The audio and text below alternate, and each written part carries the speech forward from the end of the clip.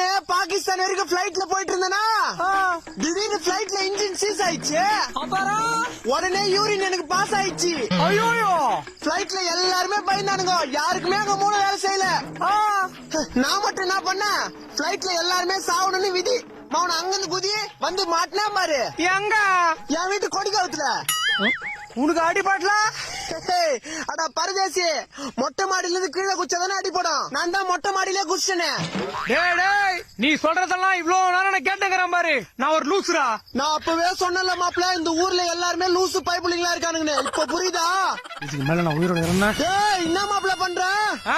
மொட்டை மாடில இருந்து கீழே குதிக்கிறேன். ஓ, உங்க வீட்டு கொடிக்கயிறு கீழே இருக்குதா?